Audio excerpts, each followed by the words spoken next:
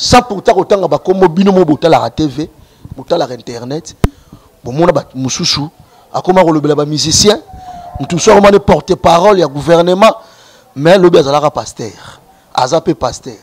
Tout ça la polémique tu sais. Mais génération ezoya, génération oyeza, on peut moquer les autres ko ignorer pour ba na succès parce que l'église ko pena ma ba succès.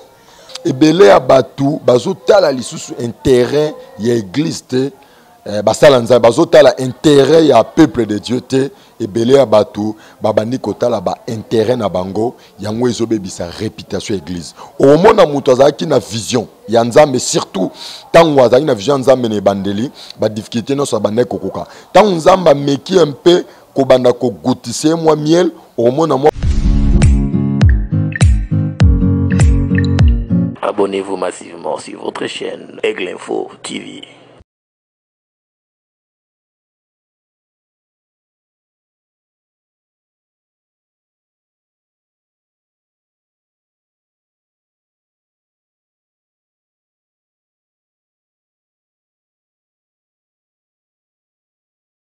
Suivez les informations au temps réel. Ouais, merci très cher internaute. Bino babonné na biso, bino batso boza fidèle na chaîne na bino Aigle Info TV Channel, la chaîne qui vous convient. Merci pour na kokuta na lisusu. Nzambo asali biso grâce to mona lisusu na bino lisusu lelo. Très cher internaute, c'est bel et bien votre émission Les Merveilles du Livre. Les Merveilles du Livre, c'est une émission à caractère chrétien, une émission oyo to développaka vie chrétienne, la vie de l'église au Congo, vie yaba homme de Dieu, s'il vous plaît, vie privée, la vie de l'église en général. Voilà. Les merveilles du livre sur Aigle Info TV Channel. Merci Nandeko Igor, na caméra, le caméraman guerrier. Ndeko Igor, merci l'ingénieur Fabrice, équipe de base Mobimba, ils ont constitué Aigle Info TV Channel, la chaîne qui vous convient. Merci à le révérend pasteur Sadia Bonannée na Paris. Merci pour tout. Le révérend pasteur Sadia Bonannée, Edge Kanja na Chine. Tommy Almeida, bière de l'X, bière producteur créateur na Turquie. Très cher internaute, une génération s'en va, une autre vient. Église ya Congo actuellement, il faut qu'on se le dise. Réputation en haut, actuellement. Et ça bien été. Sur 100%, tu retiens 25%. Pourquoi? Génération, Oyo, et dirigeant de l'église à Congo, bah leader, on va bimaki, pendant comme même espoir dans le peuple congolais sur le plan chrétien et donc ça dit et décevoir batebele sans pourtant autant ba comme bino mo botala la TV botala la internet bon mona ba mususu akoma kolobela ba musicien tout ça on porte-parole ya gouvernement mais le bezala pasteur azapé pasteur tout ça la polémique tu sais mais génération ezoya génération oyeza on peut moquer les autres ko ignorer pour ba na succès parce que l'église ko pena ma succès pour ba yebanité pour ba les grands la télévision tu sais les merveilles du livre tozana pour na ko bisabino ke non nzamba ebiseli et ça 7000 prophètes on ba fuka meli balte bio eli obi bango te il y a encore des restes au Congo oyo à travers Aigle Info TV Channel pour découvrir bango lelo to kutana pasteur responsable il y a église Jérusalem Céleste. Apôtre Papi Amos Poso. Bonjour. Ouais, bonjour, papa journaliste. Boni. Ouais, ça va, Dieu fait grâce. Ngolonza Mezo Bombabiso, Tozali, Yeswazan Abama. Très bien. L'homme de Dieu, n'a pas eu vraiment à pour solo là. Il y a un l'analyse. L'autre sur l'autre 3 points. La réputation de l'église. Premier point pour démarrer. La réputation de l'église des réveils au Congo actuellement. Deuxièmement, Tolobela parmi. Deuxième point, Tolobela. La révélation. Oyo Nzambe. Après ça, pas on continue au Pesayo. Et troisième point, Tolobela. Événement Mounene. Oyo. Église Jérusalem Céleste, ils ont préparé dans le mois de juin. Donc, le premier point, la réputation actuelle de l'église des réveils. Est-ce positive ou bien est-ce négative actuellement? Merci beaucoup pour la question. Je remercie aussi Batunyon Sobazo Landabiso na ba chaîne YouTube, pe na internet, pe na télévision, bazola na biso partout dans le monde. Nzamba pambola bino. Merci pour l'invitation, merci pour na kwa kotala ngai. Ndenge bobenga kibiso, bolobi, bokoya, kokutana biso, to partager de la part du Seigneur. Et vous êtes une porte ou une canal de bénédiction pour le peuple de Dieu qui nous suit partout dans le monde. Pour la question nabiso, il y a réputation, il y a église, il y a beaucoup de choses. Il y a beaucoup de choses où ezali na kati ya réputation église. Na kati ya réputation église, ezana makambo belé ezana kati. Tozana ba bitumba biso ba pasteur, koinana, kobomana, ba jalousie, makambo belé. Ebele ya batu bazotala lisusu intérêt ya église te. Basalanza bazotala intérêt ya peuple de Dieu te. Ebele ya batu babandi kotala ba intérêt na bango yango ezobebisa réputation église. Au mona mutu azaki na vision ya nzambe, surtout tango azaki na vision nzambe ne bandeli ba difficulté no sa bande kokoka. Tango nzamba meki un peu ko banda ko goutissé moi miel, au mona moi ba ouverture ye abosani vision nzamba pesa qui est à détourner kona banzela mususu, voire même plus loin ba musu bazokota na banzela ya molili pona kokene ko gumba mela diable afin que etinda bango babanda bisala sala pona ko bebisa réputation ya église. Toyoka ki ba mikolele ki ba makambe belé o eza koleka epai ya basali ya nzambe, mais là où il y a le vrai, là où il y a le faux, il y a aussi le vrai. Na nyonso nga na ko koloba eza prophétie. Oyo maître nabiso, c'est lui que j'appelle mon chef Jésus-Christ de Nazareth. Oyo alobaki na sima na ngai ebele ya batu baroya ya mabe bakoya mingi na tina ya kombo na ngai. Mais alobaki bokoyeba bango na bilembo na bango.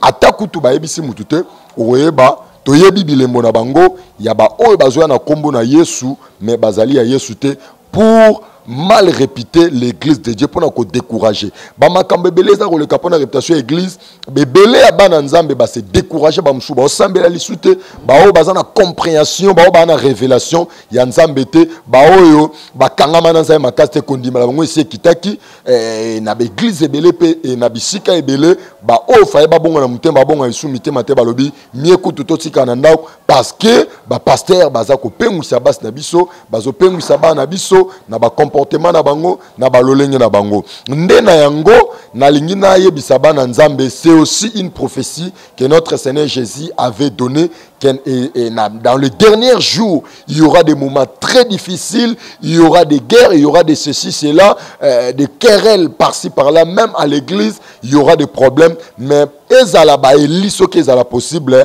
pe ba kopengwa nde na yango makambo nyonso eza koleka na église. Et ça aussi prophétie, mais biso ba otoza dans les vrais, nous sommes là pour rassurer le peuple de Dieu, pour rassurer les parents de laisser ses enfants d'y aller prier le Seigneur. Peko ebisa ba para de venir chercher le Seigneur, de ne pas suivre oyo eza koyokana na ba média o baza komona na l'église o bazo mona pas ba pasteur, mais Bible lobi to examiner nyonso. Na o eza koleka na église, to examiner, et le Saint-Esprit aussi est là, il est là pour nous faire comprendre qui est dans les faux, qui est dans les bons, afin que tout continue route na biso na nzambe. Donc ils appellent pas mingi na makambo eza koleka na église des réveils précisément na Congo na biso bolingo ezalité kobendana. Il y a beaucoup de choses où ils ont na kati église à Congo naza ko benga biso ba pasteur to lamuka ba o baza dans le vrai to lamuka to zongela nzambe biso ba oto kweyaki parce que Bible lobi mwana nzambe asumukaka te mais abungaka, mais soko bungi il faut ça nini ozonga na nzela to zonga na nzela biso ba oto kweyaki biso ba oto ngato kena banzela mabe to tika parce que Yesu Masia kala mingi ta kozonga soki azongi te liwa ezawana pona kozela biso soki Yesu azongi to liwa ezwi biso eloko nini to ko bénéficier na oto saki na se ya moi nenge Bible lobi na livre ya Marc chapitre 8 verset 40 ou 35 à 40 Bible lobi que sert-il à un homme de gagner le monde s'il perd son âme à cause des choses de ce monde. Mais lelo to mona lelo ba pasteur ba komo bomana ba église zo kabwana pona ba bien matériel donc ko wele la leadership et zo bom église réputation église congolaise, église de la République démocratique du Congo, je ne sais pas. Nous sommes par rapport à prophétie, ou bien comment? Il y a des prophéties. Dans la Bible, il y a une prophétie de la part du Seigneur. Il y a aussi une prophétie de la part du diable. Ezali, Fotolanda. Et dans le livre, il y a Timothée. Bible dans le livre de Timothée, prophétie à Liboso, dans les derniers jours, il y aura des moments difficiles. Avec ça, 2 Timothée chapitre 4, le premier verset.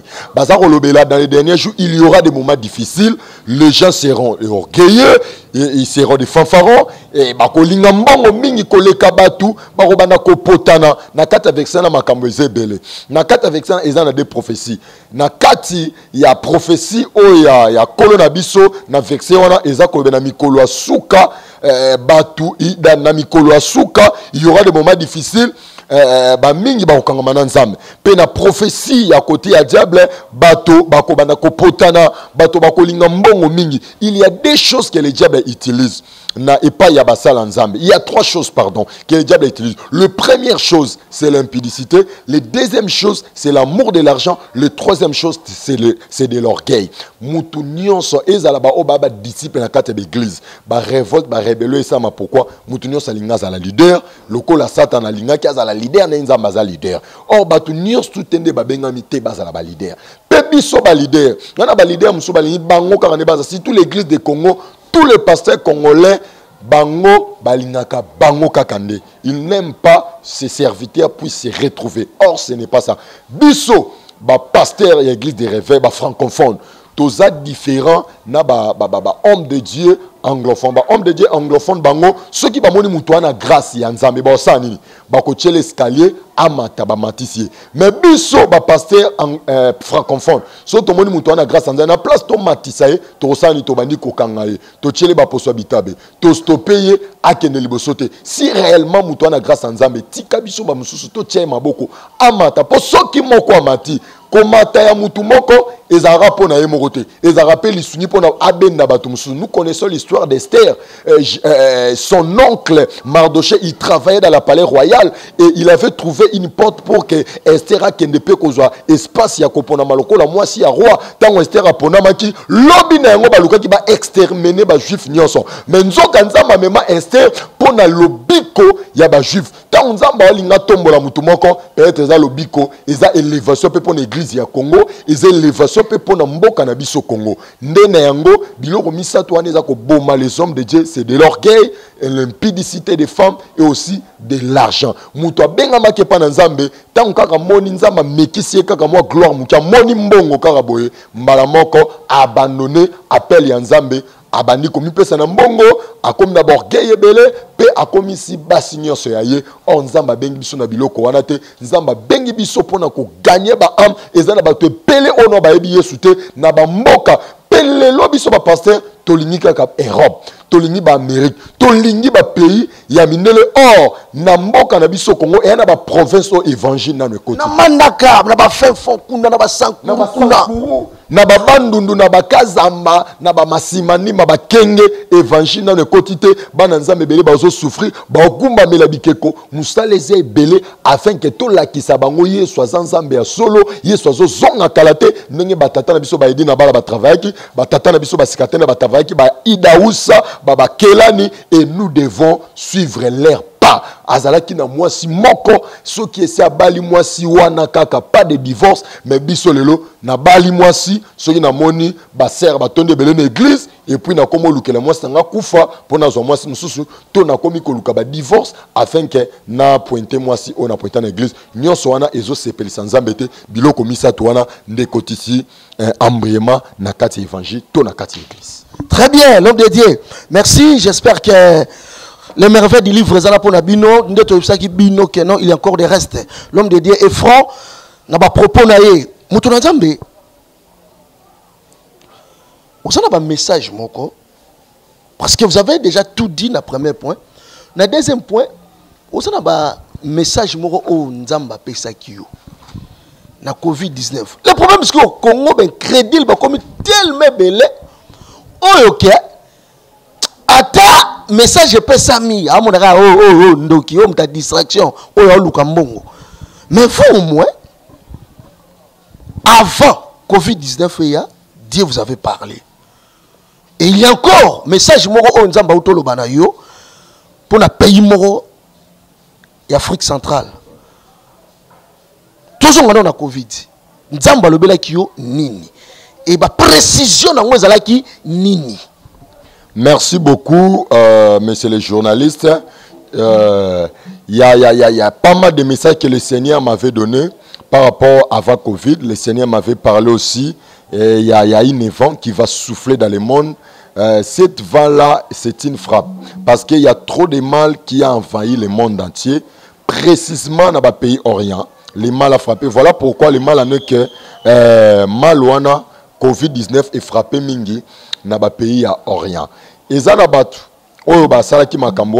mais cela a été poussé par le Seigneur afin que Makambouane bima. Parce que c'est une fouée que le Seigneur a fouetté le monde entier et ça continue. Ce sont des prophéties que le Seigneur avait données. Parce que pendant que Jésus était avec ses disciples, les disciples de Jésus ont posé à Jésus la question par rapport à Yakozonga naye et Kosalama quand et Kozala nengenini. Yesu ebisaki bango alobi ngamoko na yebite ba ange pe ba yebite kaka tatande ayebi do abombela kibiso donc apesa keza babita moyiba ara royiba muto ayeba raté mais yo fosa nini on veiller et cela veut dire biso toko kozwa révélation ya kozonga mwana nzambe te ka kozonga quand il y a aucun pasteur oyo akoki kozwa prophétie to message prophétique il y a date nini kolo yesu na biso kozonga mutu moko otika lozwango azate mais ba prophétie ya frappe.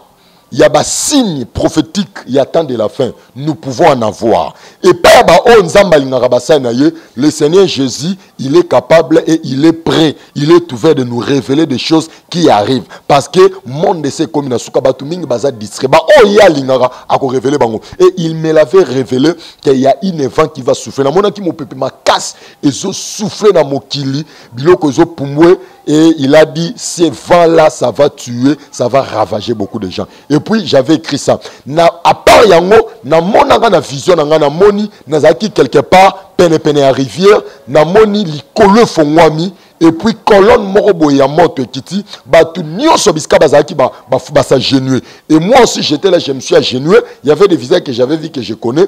Et puis, naoki, ba voix ya colonne wana Jésus revient et tout le monde adorait le Seigneur. Et maintenant la voix là qui disait que Jésus revient et puis ça disait aussi préparez-vous, ne soyez pas distraits parce que bientôt là le monde sera frappé. J'avais publié ça sur mon compte Facebook de apôtre Camposo Amos. Et à part ça, c'est la compte Facebook nous a dit le bango pour bande c'est apôtre Camposo Amos. Donc, je publie beaucoup de choses. Je fais des publications. Ma message au public, on a compte Facebook. Ça est là. Et aussi, le temps où Corona est frappé le monde, moi j'avais prié pour le monde entier parce que le Seigneur m'a appelé non seulement pour le Congo, pour tout le pays du monde entier, pour notre planète. J'avais prié pour le monde entier, mais le Seigneur m'avait dit, et le pays des Orients sera frappé de plus. Et maintenant, l'Afrique sera épargnée. Et de même aussi, c'est ce que le Seigneur a fait. L'Afrique est épargnée, mais c'est l'Orient qui est frappé de plus. Et maintenant, après des jours, dans ces temps que nous sommes, il y a pas mal de jours qui viennent de passer, j'avais encore une autre révélation pour le pays de l'Angola. J'avais publié ça aussi, il y a les gens de l'Angola qui me suivent, comme Maman Bijou qui est en Angola, mes frères Aaron et les frères Dinzema, beaucoup de gens qui me suivent en Angola. J'avais publié ce que le Seigneur m'avait révélé pour l'Angola. J'avais vu une main noire qui circulait dans toute l'étendue de l'Angola, précisément à Luanda. Et la main noire là, frappait des vies des gens. Il y avait des gens qui mouraient, déjà tombés sur la terre. Et j'avais déclaré que c'est là que le Seigneur appelait ceux qui s'attachent à Dieu soient épargnés. C'est ce que j'avais dit. Parce que c'est la volonté de Dieu. Et j'avais beaucoup prié. Et jusqu'à aujourd'hui, j'intercède pour la République de l'Angola. Et aussi, le Seigneur a fait grâce. Il y a des gens qui meurent. Il y a des gens qui meurent par des kosuk, par la toux. Il y a des gens qui meurent en Angola. En Angola, précisément comme nous sommes, il y a des informations aussi. Balbazako Koufa, Balbazako Bela. Et maintenant, même Bazana confinement, confiné, bango, gouvernement là, bango, quand c'est Covid, mais ça Covid, et ça Covid, et ça une autre épidémie qui est venue en Angola. Mais pour nous, le Congo sera épargné. Nous sommes voisins de l'Angola. Mais le Seigneur m'avait dit, cette épidémie n'entrera pas en République démocratique du Congo à cause naba o bazako se sacrifier naba prière pour na Congo nenango et ceux qui kuna ekota ate pe bomona yango te boyo kaka basango pour na Angola. Pour ce qui vient d'arriver dans notre province de Goma, de Nord Kivu, Sud Kivu, le Seigneur aussi me l'avait fait montrer que j'avais vu une partie de la République démocratique du Congo est cassée, et Katani et Panzani. Mais j'avais prié le Seigneur et j'avais vu Ndenge Nazaki Koloba, il y avait une main qui avait commencé à coller maintenant des places qui étaient touchées, blessées. Et maintenant, il y avait une guérison donnée par rapport à notre province de la Goma. Et maintenant, il n'y a pas de l'Égypte perdre province. Et on a s'adresser à Congolais, soutenons notre pays dans la prière et les hommes de Dieu.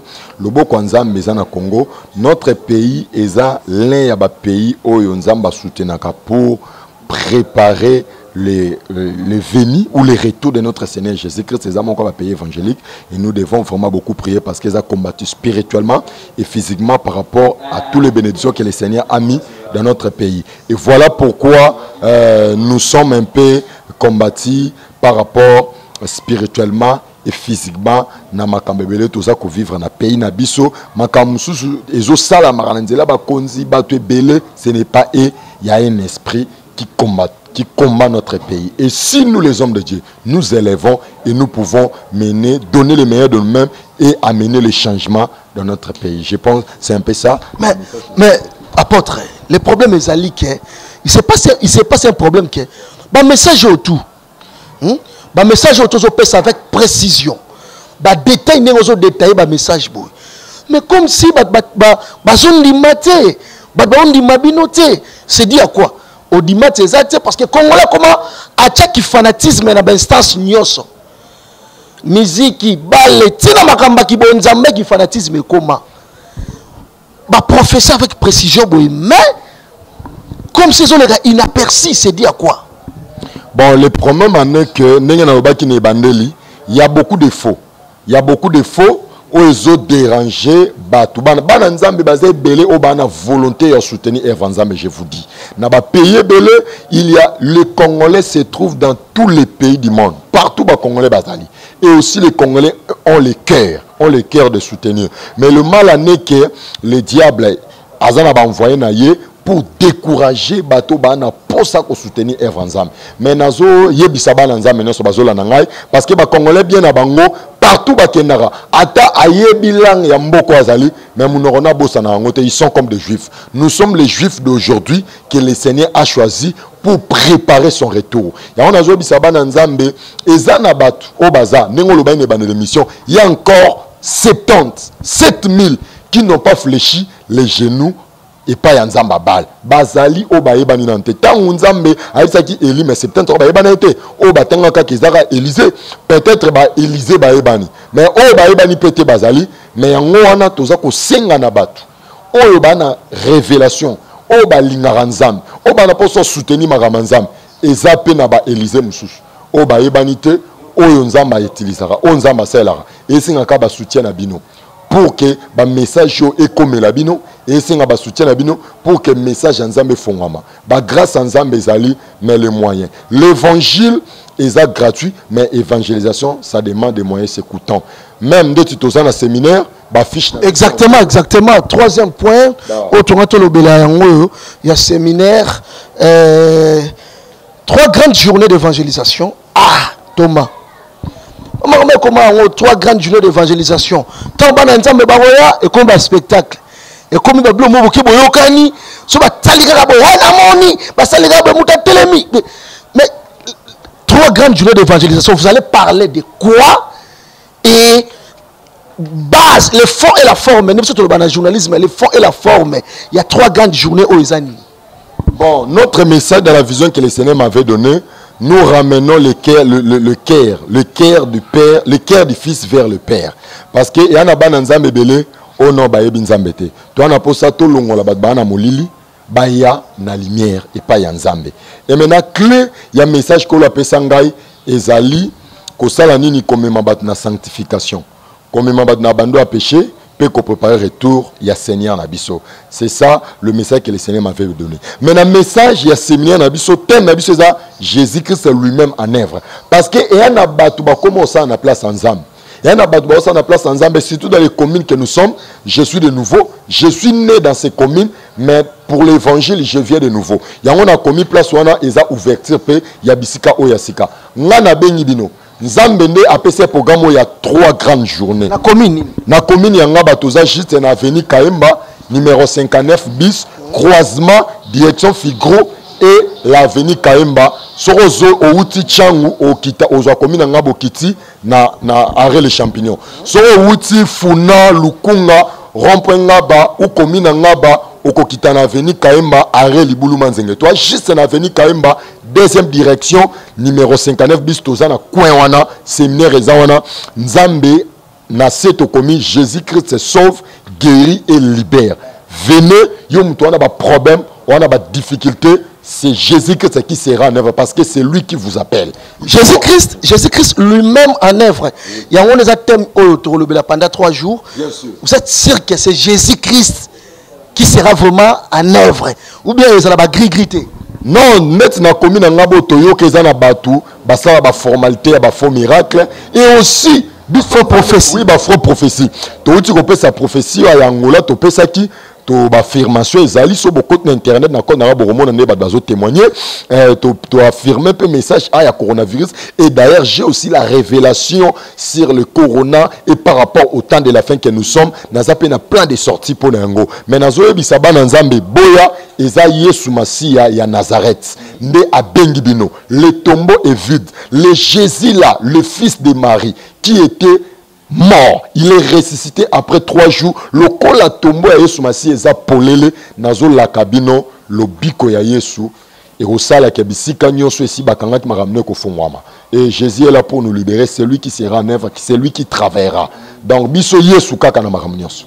Biso Yesu kaka na makambo nyonso, voilà, l'homme de Dieu préciser biso vraiment la date exacte, répétant le baki mais répétant le lisusu, la date exacte, adresse exacte, il y a église, la référence tout et puis au possible numéro là, il y a contact, il y a WhatsApp, compte officiel, il y a Facebook. Pour na batutu ba Rolanda à travers Aigle Info TV Channel ba contacter yo pour na milulu munene il y a 3 jours yo tozela na République démocratique du Congo, plus précisément à Kinshasa na commune ya Ngaba. Merci beaucoup peuple de Dieu. Na pamboli nzambe pour na libaku malamu nzamba pambola bande konyoso bazona na biso na mission na biso ya chaîne na biso ya Aigle TV. Merci beaucoup. Tozali église kombo nango église Jérusalem céleste, cité du Dieu vivant. Là où règne Jésus-Christ, c'est le cité de Jésus-Christ. Comme église, to bimisaki yango selon révélation na Hébreu 12 22. Et maintenant toza na commune ya Ngaba. Hébreu 12 22. Et lobinini. Mama yango mutakola la muki bo alali bo alamuki. Église soli kingani, église kingani. Hébreu 12 22 et lobinini.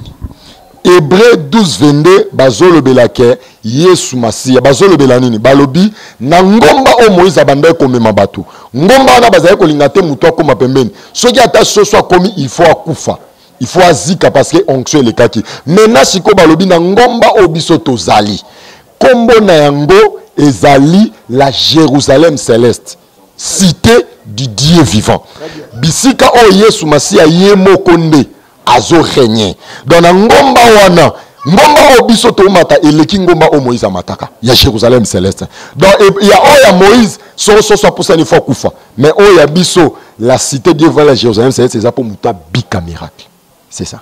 Très bien, voilà contact.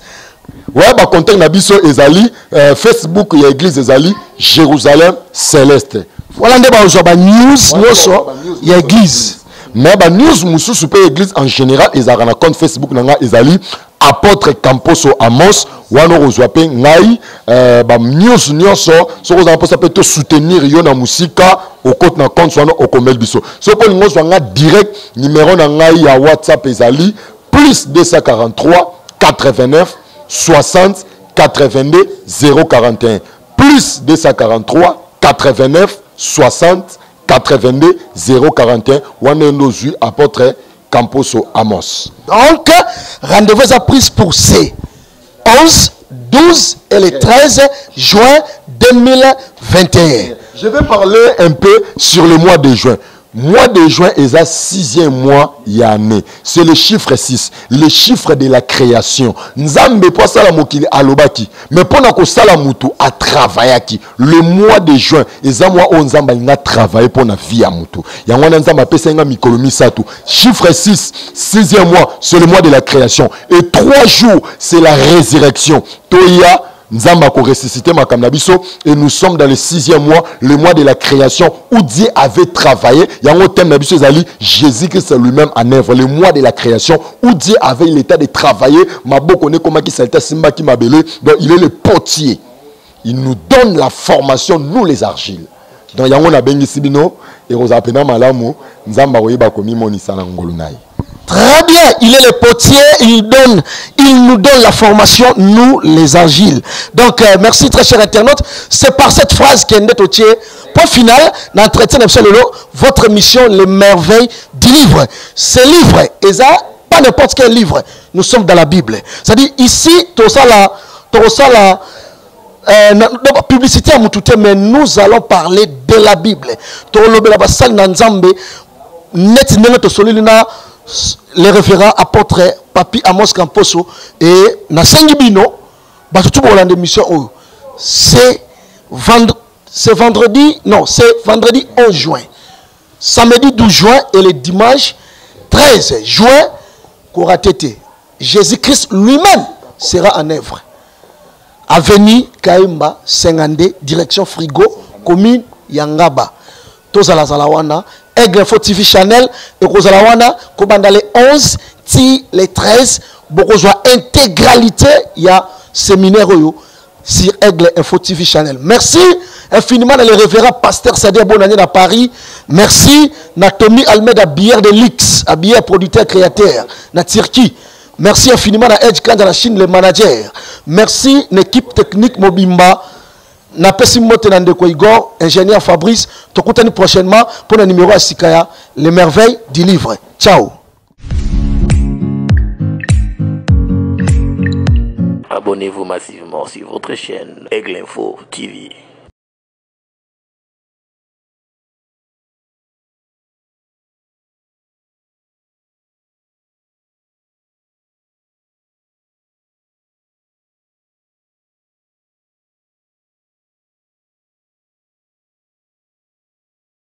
Suivez les informations au temps réel.